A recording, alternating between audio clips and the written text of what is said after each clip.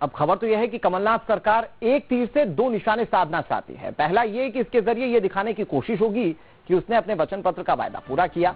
दूसरा ये भी कि विधान परिषद के गठन के बाद अपने नेताओं को फिट करने का मौका कांग्रेस के पास होगा। अब चूंकि कई नेता टिकट नहीं मिलने से नाराज हैं, कुछ चुनाव हारने के बाद हाशिए पर हैं, ऐसे में उन्हें बैकडोर से सत्ता में आसानी से एंट्री दी जा सकेगी। प्रदेश में डेंगू मच्छर तेजी से अपने पैर पसार रहे हैं। छोटे शहरों की बात तो छोड़ दीजिए, भोपाल की बात करें तो अब तक 180 लोग डेंगू की चपेट में आ चुके हैं। कहा जा रहा है कि फॉगिंग में जिन दवाओं का इस्तेमाल हो रहा है वो बेअसर हो चुकी है। केंद्र ने दूसरी दवा के इस्तेमाल की सलाह दी थी, लेकिन अब तक इसका भी पालन नहीं किया गया। नतीजा सभी के सामने है।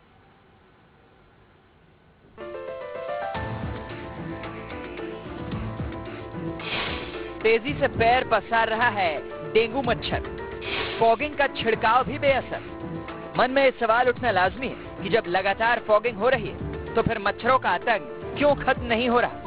तो इसकी असलियत हम आपको बताते हैं। सच तो यह है कि संक्रमण रोकने के लिए टेलीफॉस और पायरेथ्रम का छिड़काव किया जा रहा है। ये दवाएं बेअसर हो चुकी हैं। जिन जगहों पर फॉगिंग की जाती है थोड़ी ही देर बाद वहां मच्छर मिल जाते हैं। बीते साल केंद्र सरकार ने बेअसर होती दवाइयों की जगह नई दवा इस्तेमाल करने की सलाह दी थी। केंद्र ने साइफेनोथ्रिन दवा का इस्तेमाल करने का सुझाव दिया था, लेकिन नगर निगम और मलेरिया विभाग अभी पुराने ढर्रे पर ही काम कर रहा है।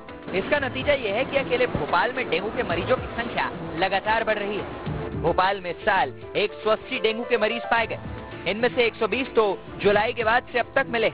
अब सवाल है कि केंद्र ने जिस साइफेनोथ्रिन दवा की सलाह दी है उसका इस्तेमाल कैसे होता है। तो 67 लीटर डीजल में 500 मिलीग्राम साइफेनोथ्रिन दवा मिलाई जाती है।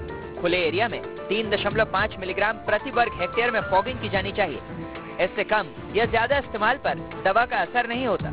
वैसे कहा यह भी जाता है कि विभाग के कर्मचारियों को दवा के इस्तेमाल की भी कम जानकारी है, क्योंकि जानकारों का दावा है कि फॉगिंग के लिए दवाओं के इस्तेमाल का खास तरीका और तय मात्रा होती है। नगर निगम के कर्मचारियों को इसकी ट्रेनिंग नहीं दी जाती। ऐसे में वो पानी में कभी कम तो कभी ज्यादा दवा मिला देते हैं। इससे मच्छरों में इस दवा के प्रति प्रतिरोधक क्षमता कई गुना बढ़ जाती है। आशंका जताई जा रही है कि बारिश के बाद मच्छरों का आतंक और बढ़ेगा, क्योंकि डेंगू और चिकनगुनिया का खतरा अक्टूबर और नवंबर में ही ज्यादा होता है। अब सवाल है कि आखिर इस बार डेंगू के मामले ज्यादा क्यों सामने आ रहे हैं। तो पुरानी और बेअसर दवाओं की वजह से मच्छरों का आतंक तो बढ़ ही रहा है।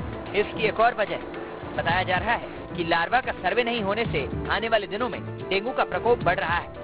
स्वास्थ्य विभाग को डेंगू और मलेरिया से ज्यादा चिंता दस्तक अभियान को लेकर। भोपाल में लार्वा का सर्वे करने वाले 100 से ज्यादा कर्मचारियों को दस्तक अभियान में लगा दिया गया।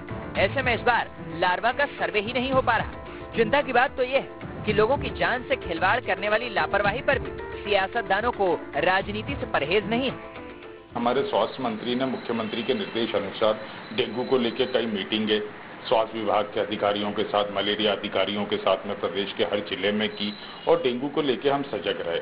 आप देखिए, इस बार मध्य प्रदेश में इतनी अति वर्षा होने के बाद भी पिछले वर्षों की तुलना में डेंगू की बीमारी या डेंगू से पीड़ित लोगों की संख्या कम है।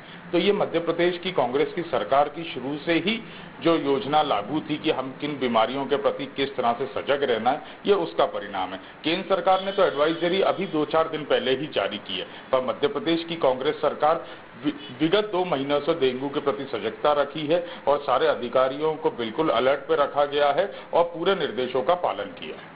आज सरकार को इसमें एक्शन तुरंत लेना चाहिए। अब तो खैर बारिश इतना समय निकल गया है, डेंगू जैसी हम लोग को घरों में सबको परेशानी हो रही है।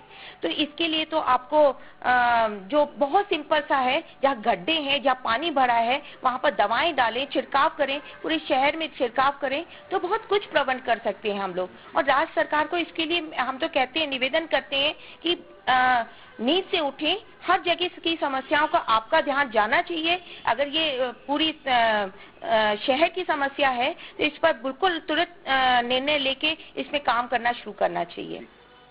दूसरे शहरों की बात तो छोड़िए, अकेले भोपाल में 2014 में 706 लोग डेंगू की चपेट में आए थे, जिनमें से 14 की मौत हो गई थी। 2015 में आंकड़ा 57 मरीज का रहा, जिनमें से 4 मरीजों की मौत हो गई। फिर 2016 में 758 लोग चपेट में आए, जिनमें से 12 लोगों ने दम तोड़ दिया।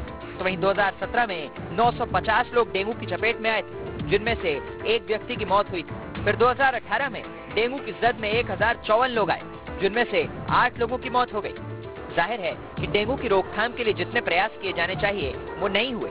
अब आपको बताते हैं कि इससे बचने के क्या तरीके हैं। तो डेंगू के मच्छर दिन में डंक मारते हैं। दिन में फुल स्लीव के कपड़े पहने।